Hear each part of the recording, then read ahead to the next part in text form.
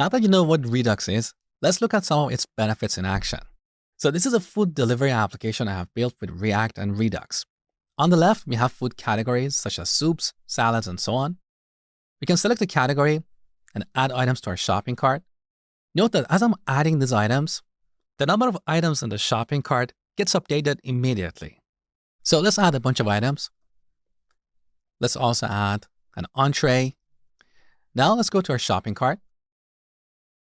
Once again, we can update the number of each item in the shopping cart. As I'm doing this, the total price for this item, for the cart, as well as the number of items in the shopping cart get updated in real time. So all the data in my application is in sync because we have a single store where we are storing our application state. Let me show you where it is. This is Redux DevTools, a powerful tool for debugging Redux applications. It's an extension to Chrome. So over here, you can see my entire application state tree in one place. So we have these entities. We have our shopping cart. We have our food categories and food items. This auth object over here represents the current user. So we have all the information about the current user and their authentication token. We also have this UI property, which includes some UI state. Now let me show you something powerful. On the left side, you can see all the actions that I have performed in this application. So you can see I've added a bunch of items to my shopping cart.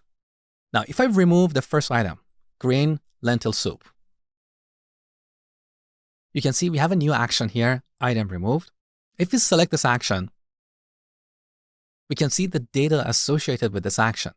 So over here, I tried to remove the product with ID 5.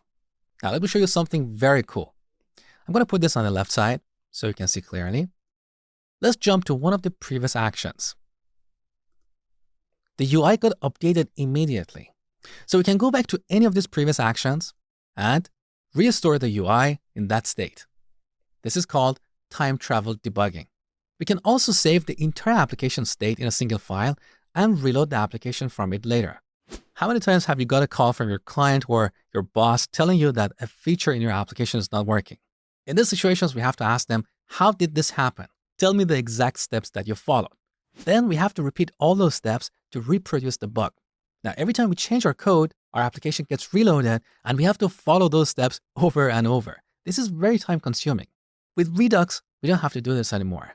There's actually a tool called LogRocket that gives you an always-on Redux DevTools in production for every one of your users. So if a user encounters a problem, you can reload the application in the same state as the user and see what was going on. It's very powerful. Another benefit of Redux is that it allows you to cache or preserve page state. Let me show you what I mean. So over here, note that when I refresh the page, you're going to see a loading indicator for 3 seconds, indicating a slow connection. So look, refresh. Here's our loader. Now the menu appears, okay? Now, if we navigate away from this page and then come back to it, the menu is already there. We don't have to re-download it from the server because our entire application state is available on the client inside a single JavaScript object.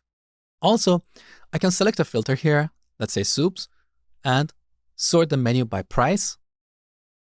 Once again, if we navigate away and then come back, our menu is in its previous state. So let's quickly recap.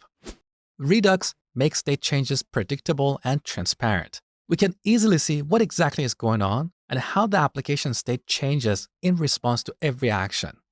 The second benefit of Redux is that it centralizes our application state, so all the data our application needs is stored in a single place that is accessible by all parts of the UI. With Redux, we can also easily debug our applications. We can easily cache or preserve page state and implement undo or redo features. So if your application needs these features, you may want to consider Redux. The great thing about Redux is that it works with any libraries for building UIs. You can use it with React, Angular, Ember, Vue, even vanilla JavaScript. Plus, we have a large and growing ecosystem of add-ons. So these are all the great things about Redux. But all these great things come at a cost. Redux introduces some indirection and complexity in your code.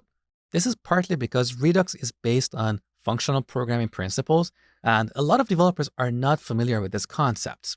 But don't worry, I'm going to teach you the basics of functional programming very soon. Another problem with Redux is that Redux code tends to be verbose.